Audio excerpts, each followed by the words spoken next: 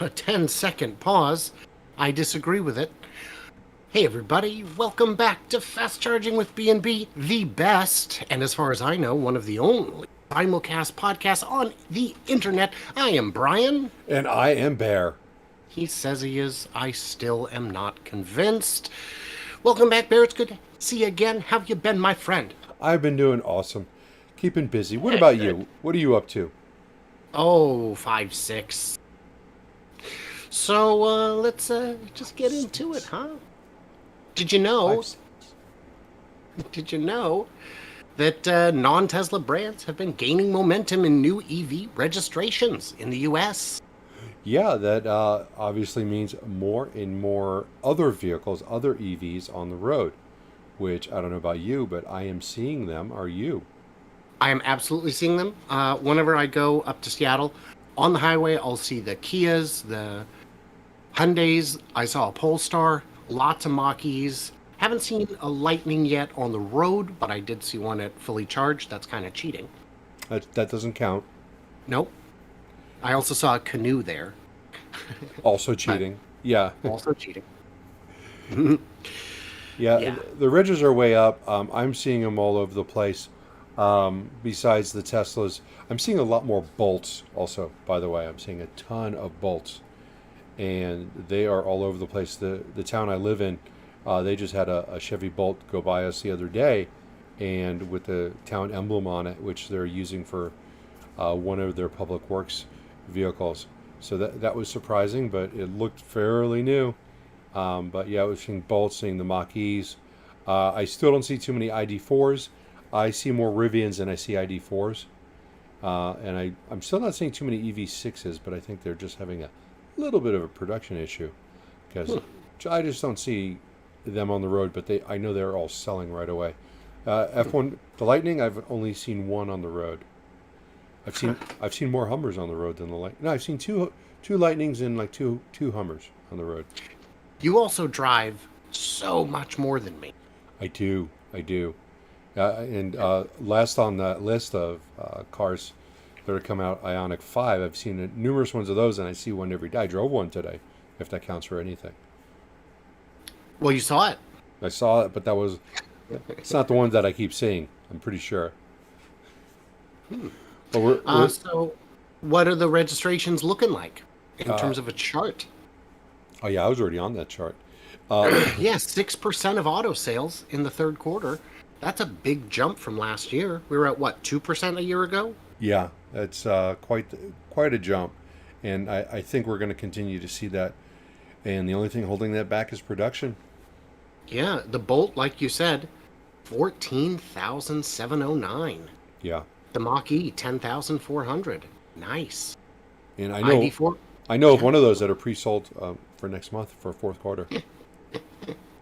Yeah, it's happening, whether people like it or not. There's a guy who loves to come into my comments, and a lot of times he'll delete his comments because anyway, but he was saying, oh, no one likes EVs.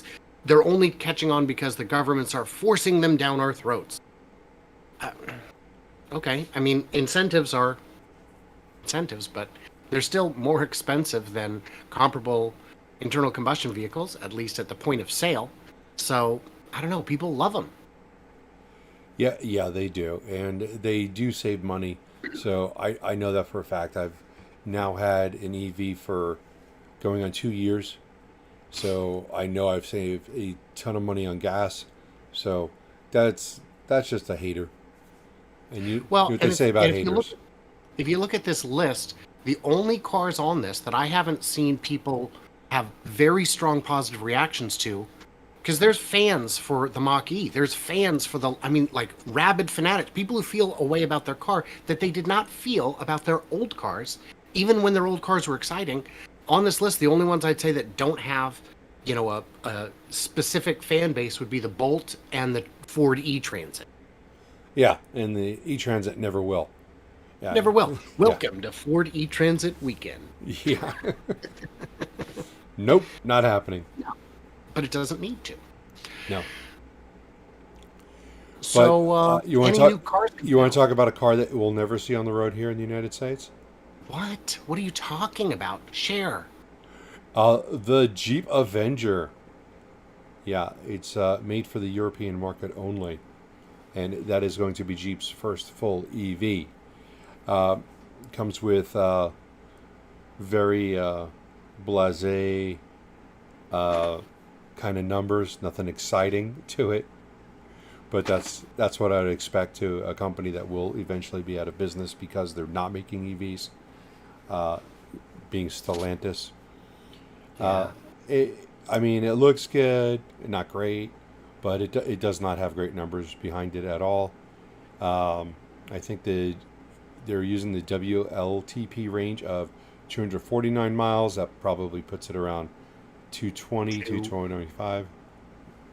And that's also, but then you're going to EPA mileage, which means that you're going to take off another 20, 30 for real world experience. So, yeah, they got to do something. These companies are putting out these cars that in 10 years, people I think are going to be looking at go, I can't believe I bought a car that only went 200 miles. So, Well, the bigger problem I see is it's not a Jeep. It's an on-road vehicle for sure. And Jeeps aren't big in Europe, are they? As a brand. So I think this is not just poor on specs, but poor on market, on filling a need within the market. yeah. I mean, the only This thing. would sell in the U.S. Even with terrible range. It would sell to Yeah. somebody. I mean, people buy terrible cars every day. Yeah, the only thing that really makes this a Jeep is the iconic grille that it has. So, and other than It has that, a vaguely Cherokee shape, Grand Cherokee shape. oh, I'm sure it's much smaller than that, though. I imagine if it's well, it can go over a skate ramp. That's pretty good. Not that one. You know what? I bet it can't go over that skate ramp without bottoming out. I don't think it They could. backed it up onto there. That's silly. I'm sure. Any other they new did. cars? Oh, there's a ton of them. What? Yeah, I thought EVs were dead. EVs are dead. That's from your guy, not from Oh, the yeah. rest of the world. Mm. All right, so the Mercedes EQE first look is out, and this has a little bit better specs than that Jeep Avenger, but I'm not going to say it has a much better specs. They are better, and it probably rides like a Mercedes as opposed to a Jeep, so that is definitely going to be a plus. They're going to have an AMG version of this also, which should be nice, but it still may not be up to grade. Let's see, the AMG version goes 3.4 seconds. Still slower than a Tesla 3 Performance. Model 3 Performance, I believe, is faster than that. Not 100% sure, but it's real close to that, which means it's going to cost a whole lot less also, though. The range of 341 miles with the WLTP, so obviously less here in the United States, because we're not as generous, but we are still too generous. DC fast charging is going to be limited to 170 kilowatts. That's a little disappointing also. 90 kilowatt pack. That should be pretty decent size pack. You'd expect more range, but we'll have to see. I think it's going to be expensive also. I think it's this one might be close to 100 for the AMG version. So, And I gotta say, for a Mercedes, I do not care for the styling at all. It's very boring to me. it is kind of bland. That picture that's lower down, that says the 2024 AMG EQE, it almost, from that distance, it almost looks very similarly shaped to the Ioniq 5, which is not a good look in my opinion. Well, and it's certainly not a premium look. You know, Yeah. but the inside of that car probably is going to look much better. Let's see if I can. I went through the slideshow, and it's beautiful on the inside. Yeah, it's got the 50 some odd inch screen up front, which is it's absolutely gorgeous as far as that goes. As long as you are not in favor of the minimalistic look of a Tesla, if you want bells, buttons, and whistles, this is going to definitely have it. It's going to have more than you can even reach. You have to have a passenger just to hit some of the stuff on the right-hand side. Mm-hmm. So that was it for new cars, huh? My God, you keep saying that. Let me get this straight. We have like 56 new cars. 56. Let's go to ugly. Well, I don't know if it's ugly. On the front, the Celestique is very pretty. It is, and that back end though requires an acquired taste, without a doubt, because it goes on forever. To me, it looks like an extended. Why am I forgetting the name of it? No, the one I said earlier. The DeLorean. It looks like the DeLorean limo. Terrible. Yeah, and that's not necessarily a good thing. I don't know. It could look better in person, but the purpose of this article was to talk about how they're using castings and trying to copy the Tesla book, which I don't think is a bad idea. Though they're not doing the same type of castings. They are doing a sand casting, but they are reducing the amount of components that they need. Obviously not to save money, because they're charging $300,000 for it. But I do find it interesting that on a car with limited production, they're going to be doing castings like that. It could also be how they develop a competency in castings that would go down to the rest of the fleet, the way Formula One technology eventually makes its way to consumers, to consumer grade vehicles. Yeah, calling these mega castings, they're not mega castings, they're bigger castings, but they're still nowhere close to the scale we're seeing. And I wonder if this is the one. When I talked to Sandy Munro at one point, he was saying, oh, there's companies in America that are moving to mega castings. And I said, which ones? And he's like, yeah, I can't tell you. Yeah. So this could be one of them. Oh, yeah, it definitely looks like it. Now, the battery pack is also going to be structural. So.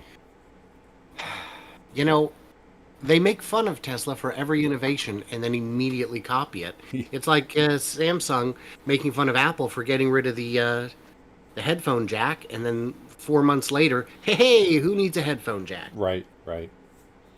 So, kind of ironic, at the very least. So, yeah. Do you know GMC is introducing the Sierra EV, brand's first electric truck? Yeah, I think this is kind of like a no-brainer type of thing, because the Sierra is the same thing as a Silverado. So this is probably just going to be a Silverado with the GMC brand on it, because it's the same truck. But it's going to be a Denali version. It's going to be first introduced, which is their high end. All the bells and whistles. So these trucks are going to be super expensive, and they're probably going to have the same specs as the Silverado when that comes out and when that's all officially released. It's going to be a clone. Well, that's how you get to 30 different models of EV, is by rebadging one car 30 times. Right, and that's purely what they're doing. It's just a rebadging. But, they're moving on and going to more electric. Yeah. I'm still excited. It's another way for Mary to lead. Yeah, Mary is. Oh, what a leader! She's discussing their new solar energy storage system to rival Tesla. Yeah, I'm sure it's going to be just a matter of days before she comes out and says that we have more models of electric vehicles than Tesla. So maybe Tesla should rebrand the 3. Oh, wait, 3 Performance, I guess, right? Right, just give a different name to each variant of the 3. Yeah, there you go. Now we're winning. Well, for somebody who's saying that Tesla's still a joke, you sure seem to take a lot of notes from their playbook. Yeah. She's probably watching all the Tesla channels on YouTube, finding out what I'm going to do next. But one thing that they really could do is try and figure out how to make a less expensive taillight. Why? What's the problem with their taillights? Well, $6,100 to replace two taillights seems a little excessive. Now, I've had a headlight in a Mercedes that cost like $2,000, but it was adaptive and it did all sorts of tricks. It actually had a coffee maker in it. Uh-huh. So it was expensive, but these are just taillights. But apparently they have special light patterns and all sorts of things going on in there. And it seems it's like 30, what was it, 30 or $3,045 for just for the taillight. And Plus labor. yeah, you know what else is missing from that? Huh. Tax. Oh, yeah. Because Yeah. when something's $100, you don't think about the tax as much.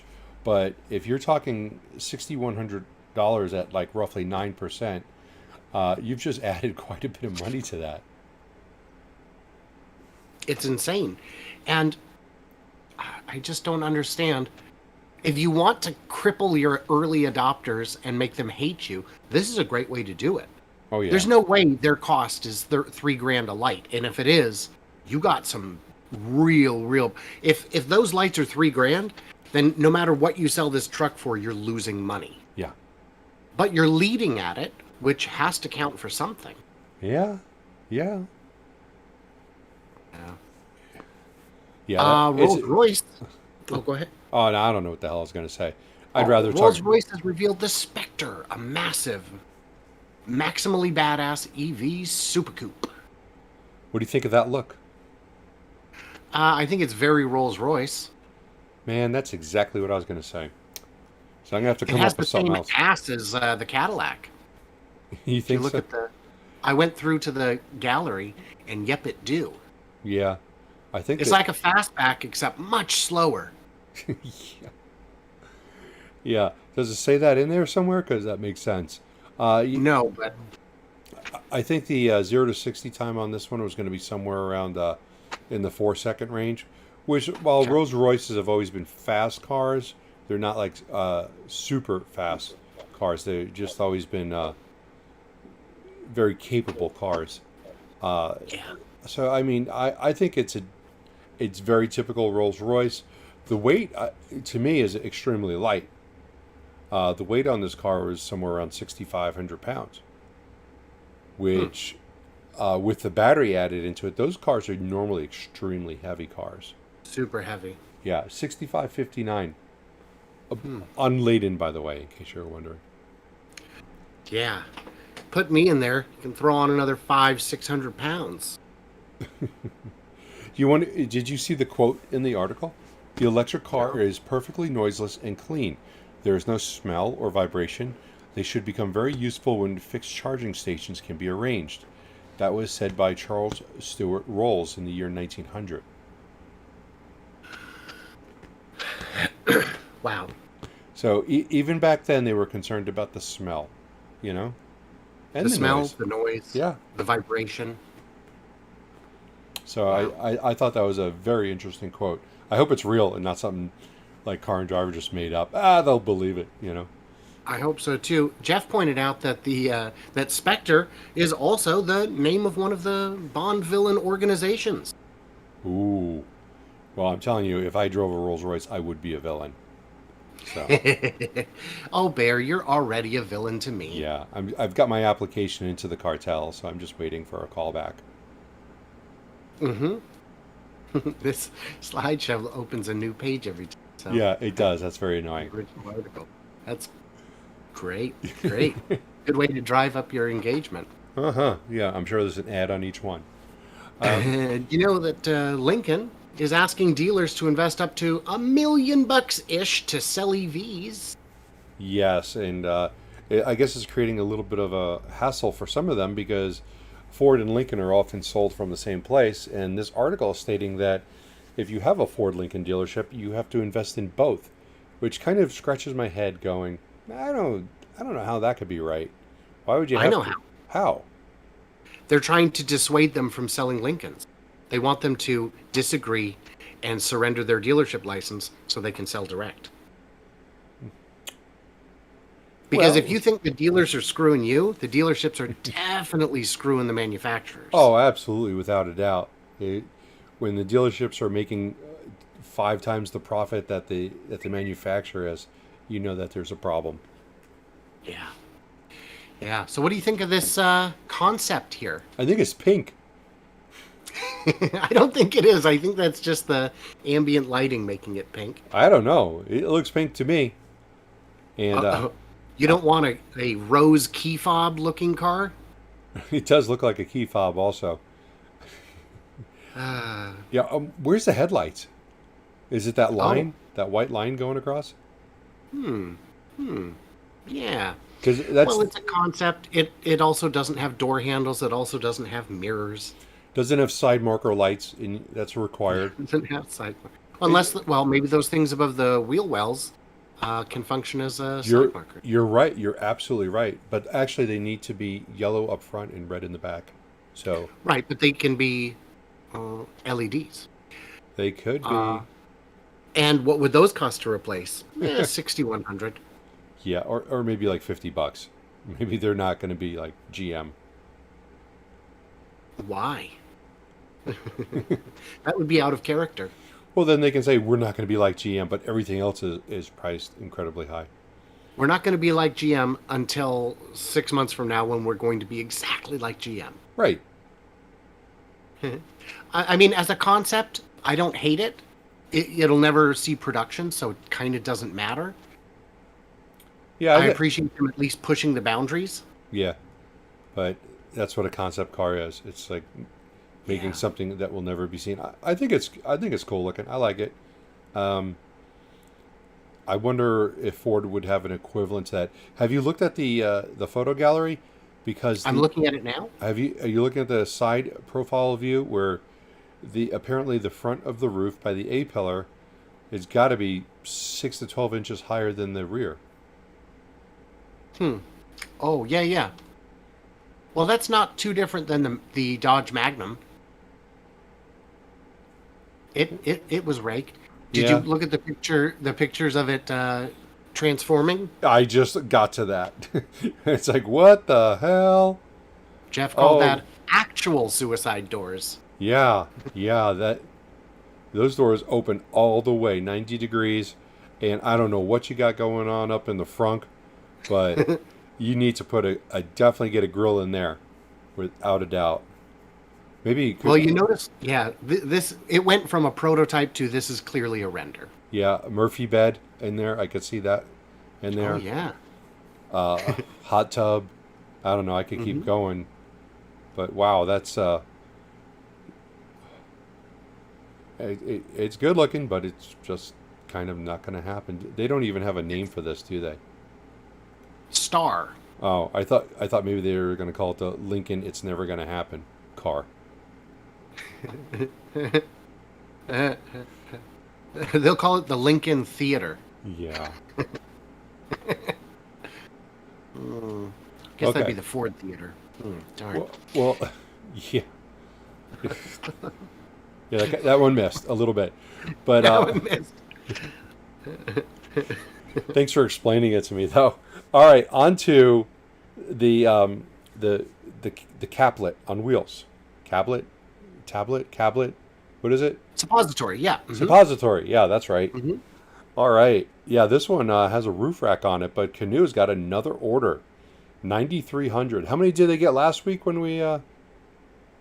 I want to say it was in the hundreds, maybe 500. No, I thought it was in the thousands. Oh, was it? Yeah. Can we just get into production? Yeah, well, apparently they're still fighting bankruptcy. So Well, yeah. they have to get past that point where they have money again. Maybe they're taking $100 down for each one of these and they can go on for another day or two. I really want to see this thing succeed. It's just so spacey looking that I think it would be cool to see something like that go down the street. I mean, I still might point and laugh, but at the same time, I'd be like, yeah, I want to get a suppository like that. And by the way, we were talking about the suppositories with ribs that look like one. This one has ribs with that ladder on it. Nice. The targeted starting price is $34,750. Not a chance. Not a chance. If you could produce this for under 40, you would sell all of them. I don't care how Well, many make you would. they have sold all of them. I meant a larger number than the 2 that NASA bought. Or I guess that'd be United Launch Alliance. Yeah. Do you know that every Porsche Taycan electric car is getting a range bump? I see that. And you know what? I figured out what their software update was. There was a software update supposedly to increase it. I think all they did was change a number. That's it. Because we've gone over the accuracy of cars, EV cars in their range before. And Porsche always came in, always was beating theirs. So I think all they did was correct the numbers in the software and they did nothing else. Though they say they changed the cooling system. Yes, but if you look, this is for the 2023 models, not the current model. This isn't an over-the-air update. They're just changing the software going forward. But they were definitely the updates are underfunding retroactive to all Taycan Who variants are they? manufactured and sold from 2022 to 2021. Boom. Okay. I Boom. read it. And you're right. They were definitely understating their range. That was clear by a substantial margin, and that was clear from all the tests that I'd seen, all the real-world tests, where even at speeds higher than the EPA testing, they were still getting the full range and maybe then a little. Kicking butt and taking names, sandbagging. Don't know why. Yeah. There's nothing but good news out of Porsche this. Yeah, except that their IPO is probably a little on the high side. Well, and also, they confirmed that the macan, Yeah, we still don't know. EV is delayed to 2024 because of software. Okay. In the comments, if it's Macan, type 1. If it's Macan, type 2. Because we don't know. Type bacon. Yeah. The Porsche bacon. Yeah. So this is, as I understand, part of the reason Herbert Diess was ousted was they needed a whole new software philosophy. He hired a cajillion developers, and what they got did not work. Oops. And software is complicated. Getting software to work every time in safety critical situations is something you have to get right the first time. Yes. Well, and that's too bad that they've got a delay, and that's a pretty long delay. You'd think that they could innovate on the fly and make adjustments, but I guess it was that much foobar it was foobar that bad that it almost seems like they're starting from scratch. It does feel that way, and it's a setback, but it's not the hugest brand where this is going to like make or break them. It's just definitely frustrating. Yeah, and do you get any responses on how to pronounce this? So Fail Trains said bacon. Someone said Macon. Well, Macon out and back. Macon. So I don't know. All I got was Macon. one. Well, guys, you gotta actually give me like something it rhymes with, maybe, because I can pronounce all these things you're sending me multiple ways. Yeah, I got an answer of 1.5, so that wasn't helpful. Thanks, Deeps. Failtrain did want to know, you're telling me 1,000 software developer monkeys cannot write the Mona Lisa? Yeah, I guess not. Well, it's kind of like 1,000 people trying to paint the Mona Lisa on one picture because they're all trying to do it at the same time, and it's a failure in management to not. They're all getting into each other's way, you know. Now I want to see it. Yeah. We're gonna need a bigger Mona Lisa. This is not gonna work. All right. Yeah. Well, let's stay in Germany. Gustav is saying macan. Like pecan. Like, but some people say pecan. Oh. So it's the mecon. Yeah. Jeez. So yeah, BMW. What are they up to? This is for JJ. Hydrogen, not electric, will be the hippest thing to drive, says the BMW boss. What do you think about that, Brian? I know you got something to say about that. The infrastructure's not there. I don't have the ability to charge a hydrogen vehicle at home, so that's going to be one obstacle. There are many obstacles. Did you? BMW's been resisting, the pure battery play. They've given half-hearted attempts with the i3, and I don't know. Did you We'll see at the see. bottom as a $50,000 add-on, you get a hydrogen electrolyzer installed in your garage? Ooh, that sounds expensive. No, I'm kidding. It's not there. Well, I was going to say, I it'd totally made that up. it sounds just permitting alone. I don't know if that would work. Oh yeah, yeah. Permitting was another 10,000. It was on there. Right. Oh no, yeah, you'd have to hire your own attorneys to try and let the city get you to put that in. Oh, that's $5,000 add-on. Right. Yeah. Yeah. It's possible. We'll see what happens.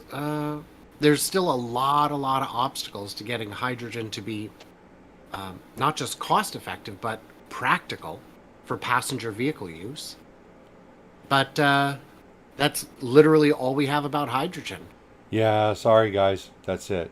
I know that. American Airlines invests in firm aiming to supply hydrogen to planes. Now that would What's be the pretty big cool. advantage to hydrogen over battery for planes, Bear? Wait, wait, wait, wait. Okay, Wait. I'll wait. Okay. So who's on first? The energy density in hydrogen provides a substantial advantage, especially if you're going to be burning it, because then you don't have fuel cells to worry about and packs and all that. Do you really want to say So burning it? Is it burning it, or is this burning hydrogen, or is this? it's oxidizing it. Oxidizing is burning. It's just that the ash is water. Okay. They're not trying to make an electric hydrogen that goes I don't into. know what they're doing. Yeah, because they could just be converting it to electricity, then having Oh, electric oh. planes. Well, then that would work for, yeah, because it says it is for regional flights, and that you could get enough range out of a regional flight for that to work. I believe so. You just need Yeah, a rather small battery pack. When I say rather small, I'm still talking on a plane. It would probably still be a few hundred massive. a few hundred kilowatts, but just converting uh, the hydrogen into electricity, and then the electricity powers the motors. And Sounds good. the big advantage for an airline application is you know exactly where to put the gas station.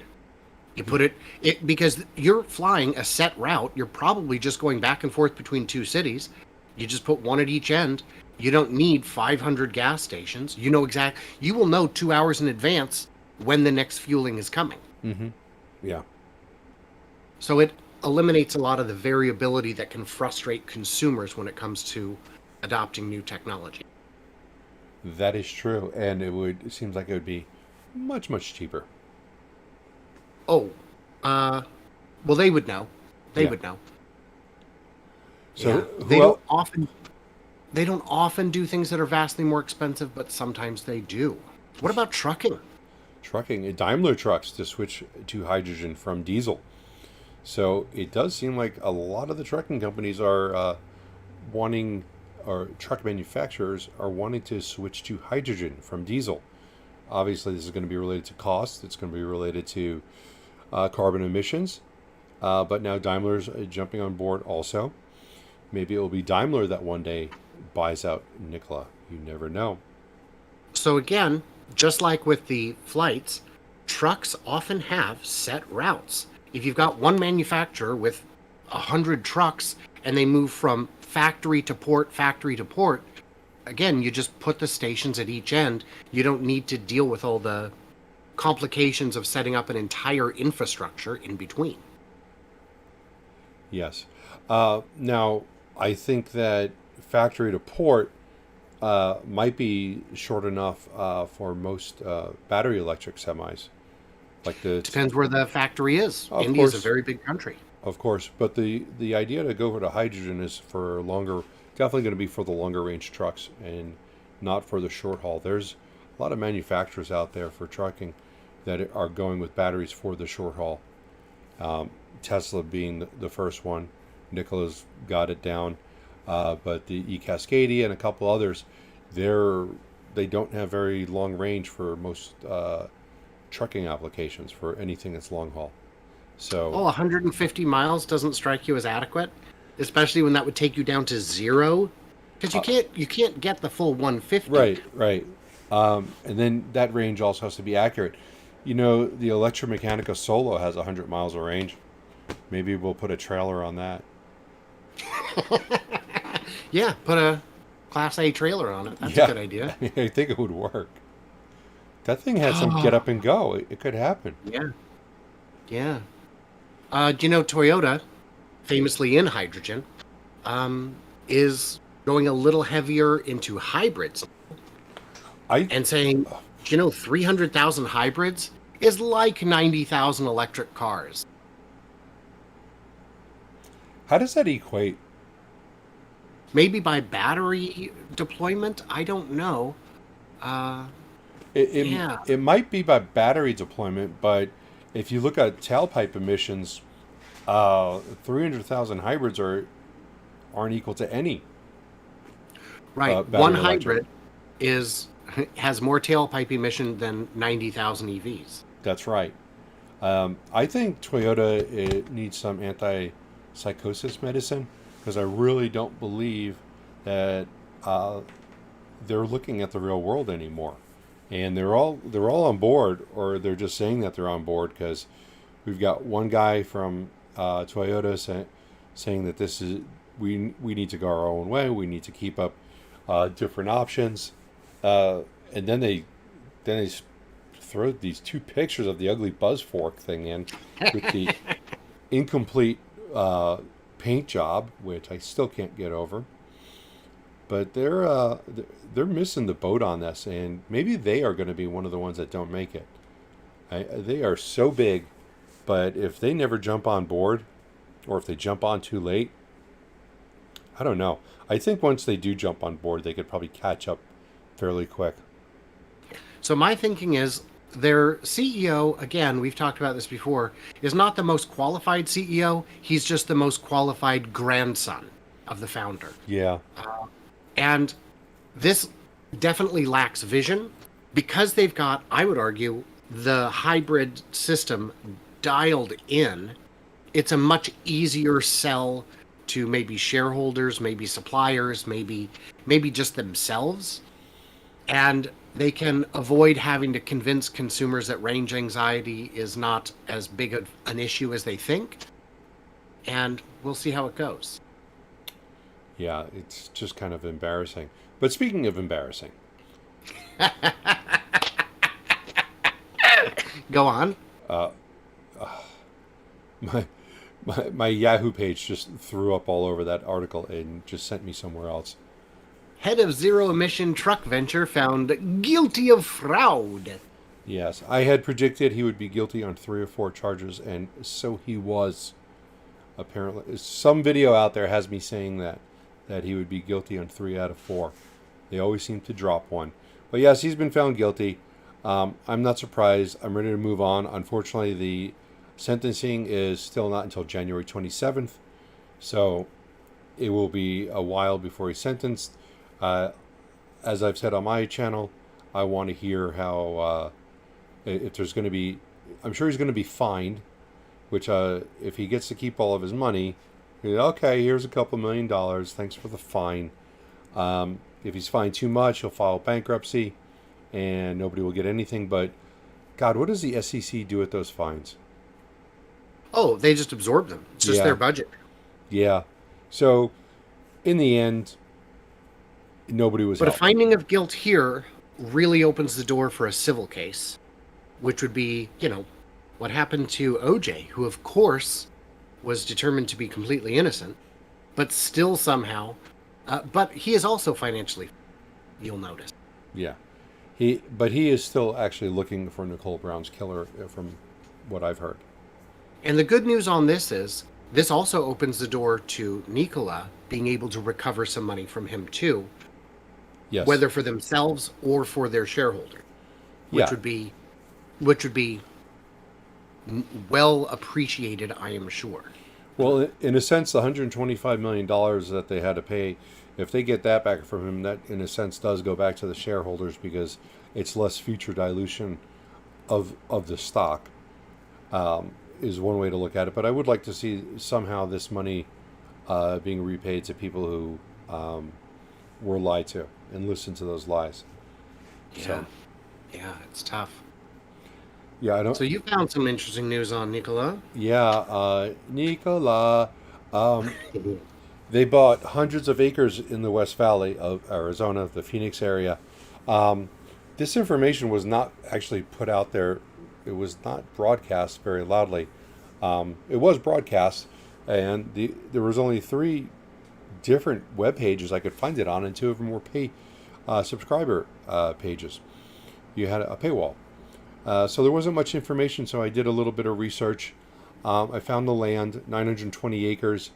It's in Buckeye, Arizona. It's about 18 miles off of I-10. So I don't look at this as a filling station. I look at this as a production facility. It is out in the middle of the nowhere. There's some roads around there, some main road, a main road. But the most interesting thing that I could find was that the name Phoenix Hydrogen Hub LLC is a new LLC registered to TC Energy. And not only was there one named Phoenix Hydrogen Hub LLC, there was another one with a 1 after it and another with a 2 and so on. And there's a total of 12 Phoenix Hydrogen Hub LLCs, or their derivatives of different names, that were all created by TC Energy within the last 2 months. So does that mean we're going to have 12 distribution centers, 12 hubs, 12 filling stations? What does it mean? I'm going to leave that for you guys to speculate in the chat and make up some good internet rumors. Because I would say the first thing you know for sure is it means they're leaning forward with hydrogen. Yes. Yes. And how do you feel about that price? 16 million for 920 acres. Well, that's a lot of acreage. That is about 1.5 square miles, and it's a decent price. Granted, it's out in the middle of nowhere, and I believe it was owned by either the state or the county. I'm not sure. So they made some money. They've got the access, which says MC85. It's really AZ85 in Patterson Road. It's got access, but it doesn't look ideal for a filling station just because of the distance off of I-10. So that's 16 miles, 65 miles an hour, 15 minutes from the highway. Each way. That's not going to work for a filling station. Yeah, each way. Each way, right. And then you've got right there, you just lost 15 miles of range. Yeah. Well, 30 really. Well, you'd probably fill up at the other end. But you lost 15 either way. Yeah. Yep. It'll be interesting to see what they're doing. And 16 million for that much acreage is quite affordable. And if it was public land that was sold, not only are they going to get the 16.5 million for the sale price, but now they get to charge property tax, where before it was just a liability. Mm-hmm. That is true. Unless they work something out. Yes, but those deals expire over time. Maybe they got a 10-year deal for some kind of tax abatement, but eventually it's still a net win for the county because before they were getting 0. If they're still getting 0, at least it's not a liability anymore. Yes. Dead Press says that's pretty close to the Phoenix AZ prison. There are prisons all over Arizona in all sorts of places. The Nikola site in Coolidge, when we're flying and when we're looking northwest, you can see a prison across the street. That's how close the nearest prison is. So, Vail Train said, doesn't matter, 16 miles, they should just put in a pipeline. They could have the filling station 16 miles away at the road. They can. That could be a way to fill up that particular filling station. But if they've got 12 LLCs, let's assume one is for this hub right here and the others are going to be filling stations, possibly, or something. Or maybe they're just going to be shipping them off to different gas stations that they've had agreements with. That's where they're going to be making it at. Yeah. You know, it'd be interesting to look up. And maybe I need to do this in my spare time, is if I can get on the California Corporation Commission, whatever is equal to it in California, and see if there is any hydrogen hub holding companies there, and see if they're creating any there. Because even if they have 12 LLCs, it doesn't mean they have purchased 12 parcels of land. That would be a bit, I think, premature based on their current cash on hand. I think it would be a risky move when a potential cash crunch is looming. Yes. Before we get off on Nikola, I got to address the Badger thing that keeps coming up. Somebody had asked there earlier about the Nikola Badger in the Phoenix headquarters. That's been there. It's been there. It did not just show up. It's been there for several years now, ever since the prototype was made. And there's a lot of talk about how it didn't exist. A lot of talk about how it was made with F-150 parts. Do you know who Heavy D is from the Diesel Brothers? Yes. Okay. Now, you know that he has said that there are 2 Nikola Badgers that were built under a contract between him, Nikola, and GM, I think it was. Heavy D has said a lot of things. He's put out pictures of them. And he said I haven't seen them, but I'll look for those later. Yeah, he put out a picture of them. There's 2 of them. And he also said that he's going to have a video on it shortly. But he says these prototypes were made. They were made by them. And what's weird is they're saying that it was a effort between GM, Nikola, and Diesel Brothers. But then people testified saying that it was made from F-150 Raptor parts. Well, there's nothing wrong with that, is there?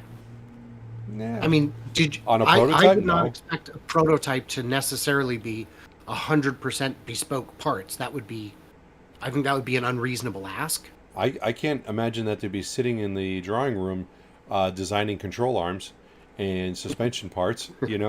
Yeah, they're going to be made from other parts. That's not unusual. How that works. Yeah. I wouldn't worry about that. I I did see a comment on your side. Why are the trucks not aerodynamic? was just about to answer that one. Because they're still in an early phase, actually. They do have plans on the Nikola trays to reshape the front end of that to make that a little bit more aerodynamic. That was something that has been talked about. And we actually got a picture of one that we saw inside the factory. Not us personally, but there was a picture taken, and there was one Nikola tray that had a different front end on it, and it's the last we ever saw of it. But it did rear its head at one point. So my answer to it would be, right now it's cheaper and easier to just use Iveco trucks. Iveco? How do you say that? Iveco. Iveco. And they will move to their own. As production ramps, should they survive long enough to get there, they will, right now it's a day cab, and the more aerodynamic ones look more like sleeper cabs. Hopefully they will get there. That is their plan, to get to a version that has a sleeper cab, and it will be more aerodynamic. Yeah, works for me. Yeah. Let's just rejoice that they've survived as long as they have to get into production and move some reasonably serious units with absolute plans to continue moving that forward. What's your latest cab counts looking like? Oh God, there's well over 100. We're not counting them anymore because my eyes get crossed because there's so many cabs out there. But they almost have enough cabs alone out there to meet their production goal. The real question is whether they have enough batteries and the other parts, but there's almost enough cabs to make their goal, and we're thinking that they're going to be well over the 300, which was the bottom end of their goal. Heavy D says an announcement is coming. Yes, he did say that. Yes. He did say it. Do you know that recently solar eliminated nearly all grid demand for part of a day? From 6 hours on Sunday, 10 a.m. to 4 p.m., solar, mostly rooftop solar, provided all the power needed. That's pretty impressive. They obviously don't have the same solar panels that I have.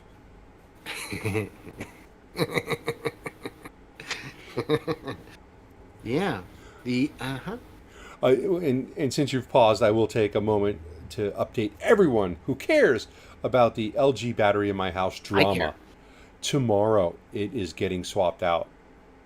After 2 years of waiting for my battery to recall to happen, it is happening tomorrow. They're going to come in, they're going to swap out the battery that blew up, did not give me any notice that it actually exploded, and fortunately did not catch on fire, and it was recalled because of catching on fire. So, awesome. That's happening tomorrow. Yeah. Fail Train said, "LG did you wrong, Bear." LG has done everybody wrong. I think the Viking guy did a video on how stupid it is that GM teamed up with the worst battery manufacturer in the world, LG. Yeah, pretty frustrating. And of course, in Southern Australia, they have not just the megapack that went in a few years ago, but the expanded megapack that's been updated since then. That is doing great work. And one unique value proposition I heard recently that sets Tesla apart in terms of their megapacks is AutoBidder, which uses AI to predict what the next few hours or days of power demand is going to be. So it can, if it's at 80% state of charge and it can see that there's probably going to be a need based on temperature or other things, it'll start topping up the batteries in advance and be ready to go. Yes, that is working out well. I wish I had something like that. Yeah. First, I need a working battery, though.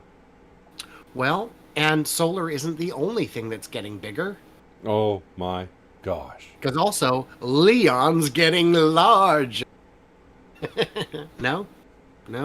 Well, airplane. I'll have to refresh on that. I love that this picture here, by the way, offshore wind turbine prototype breaks world record 359 megawatt hours within 24 hours. Wow. I love that they took a capture from a video and the frame rate on it makes it look all bent. Maybe it is all bent because it's moving so fast. Yeah. Well, you know why they use 3 blades instead of 2 or 4 is because they run it through a computer model, and the best number to have is something like 2.68 or 2.74 or something like that. But what I figured out is if you're going to put in 100, put in a bunch with 3, a bunch with 2, it all averages out. Boom. No? No, because if you put in 100 and you put in the best amount, then you'll still have more production. But it averages out. No, that doesn't average out. Well, I talked to the accounting department rather than the engineering department, and they assured me this was the solution. Oh. So how big is this thing anyway? It says it's the biggest. It can't be that big, right? This thing is... what's the next? It's not bigger, biggest. It's not mega, super mega. It's beyond all that. And of course, someone's going to go out and build one that's bigger than this. Apparently, the square footage area, the swept area, which is the area that gets those blades go through, is about 9 acres of area, 419,000 square foot. So if you were to look at, let's say the Nikola building, it's about that entire rooftop, not the part that's under construction, but the other side. It's around that size of that whole area that is just dicing up birds and other flying creatures. But that is so much power. The diameter is 728 feet. 73-story building across the diameter. That is bigger than any plane ever manufactured. 359 megawatts. I've got my 12.9 kilowatt solar system has been producing electricity for about 5 years, and it's still probably less than 20 megawatts over 5 years. This did that times 15 or 10 or whatever in a day. In a day. Enough power for around 18,000 homes yearly, because you got to balance it out with when it's not moving as quickly. But that is, I mean, they just keep getting bigger, but that's big. Yeah. So okay. I'm still just in awe, shock and awe. Yeah. Yeah. Do you Deep, know, Deep says it starts that, hurricanes. yeah, it's big enough to, right? Right. Yeah, just, yeah, don't backfeed it from the grid or you're going to have a problem. First lease sale to be held for offshore wind on the West Coast. Did you know there's no offshore wind yet on the West Coast? Yeah. With all those greenies over there, I'm kind of wondering what took so long for that to happen. It hadn't occurred to me, but yeah, I've never seen offshore on the West Coast. Yeah. Interesting. And the East Coast barely has any itself. But it's interesting to see this start to happen. Of course, I saw something in there that had to disappoint me. In order to bid on it, you have to buy your parts and materials from a domestic supply chain, which is fine, but they have to be used with. You have to create union jobs if you're buying these land leases. I wonder if that's going to hold up to legal challenge. My question is, can you get blades in the U.S.? Because I thought they all came from China. I see them come in at the port. I don't know the answer to that question, but that will obviously be a bit of a hiccup. And if nobody shows up to bid on it, it's because you can't get blades. And who's going to buy Yeah, a it's because lease? it's too restrictive. Yeah, there's got to. Generally. These parts have to be able to be purchased in the United States. So as long as you're able to, and it's not just from one company that Nancy Pelosi's husband just invested in, then I think it's a good thing. As long as you can get the parts here and have multiple options. Just totally not in favor of creating a union jobs because non-union people are going to use that electricity. They're going to pay for the taxes that are related to everything involved in this. There should not be a separate class of jobs for people. So, one thing pointed out in the chat is one reason that there hasn't been offshore wind on the West Coast is because the water depth gets deep much quicker here. And I'll tell you, like, the Northwest especially, like Lake, so what is it in the big one? Lake Pontchartrain in Louisiana is something like 12 feet deep. And then you've got Lake Washington, which is like 900 feet deep. And not that big. And yeah, our our water's deep, which makes it difficult. You can't necessarily anchor to the seafloor. You might have to do floating, which is just now coming online and is not always as cost effective. Yeah, there was some talk in this article about that, but apparently there are areas around the United States on the West Coast where they should have been able to do this, and it just wasn't done. Yeah, interesting. I feel like we've got one or two more things we can get to. Time is it? Holy moly! Wow. Hey, So why aren't convenience stores rushing to replace gas pumps with EV chargers? well, I could actually relate to this article very much so because it's because of demand charges that electric companies put on certain entities.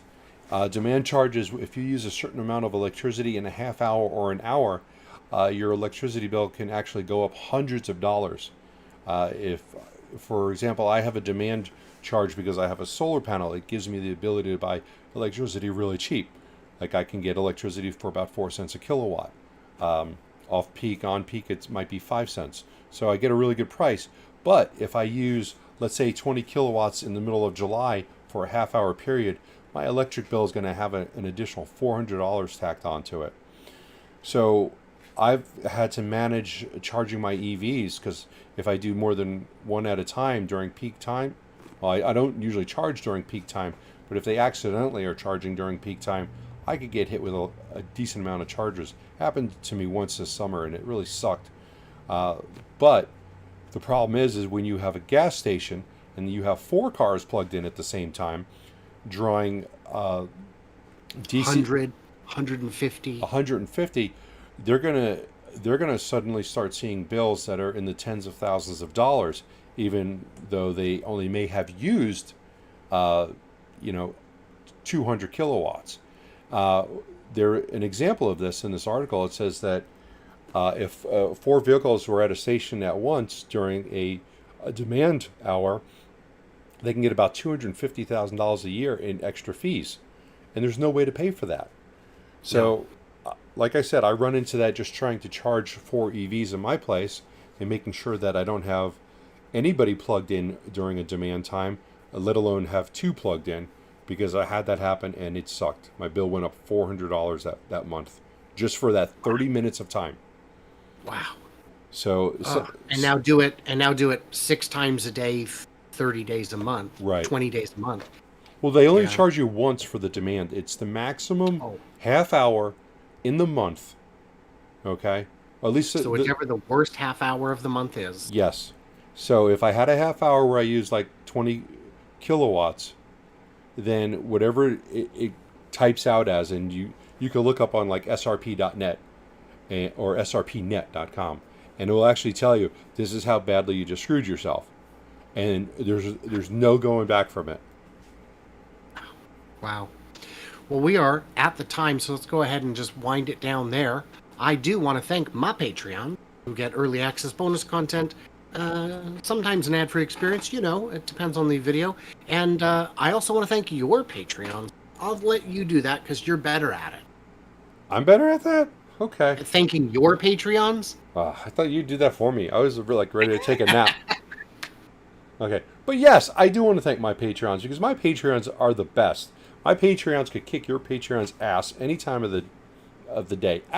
No doubt about it. Because my guys are here for me knowing that they're not really going to get much except for flyovers.